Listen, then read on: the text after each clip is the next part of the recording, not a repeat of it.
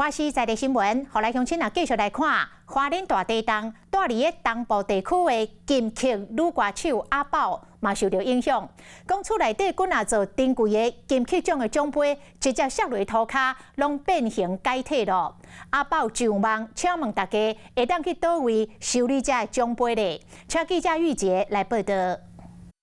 好，是主播各位观众可以看到满地的碎奖杯几乎解体，仔细看，这还是来自金曲奖的奖杯哦。因为女歌手阿爆呢，昨天就在脸书贴出照片，表示自己的金曲奖奖杯无奈因为强震摔落一地，她还苦中作乐，笑说还好年度歌曲奖的奖杯有挺住。那阿爆呢，过去拿下了不少金曲奖奖杯，2016年发行全排湾语专辑后，隔年就获得金曲奖最佳原住民语专辑奖，2020年2度获颁金曲奖最佳原住民语专辑奖以及最大奖年度专辑奖，并以专辑中一首《Thank You》感谢拿下年度歌曲奖。歌坛之路可以说是获奖无数，但珍贵的奖杯却不敌强震，摔到变形，碎片四散。不过阿爆坦言平安就好，并向网友发问，想知道要去哪里修理这些奖杯。结果不少苦主纷纷留言，也抛出自家奖杯散落一地的照片，有资深广播人咖啡猫也贴出了一张电台的惨况照，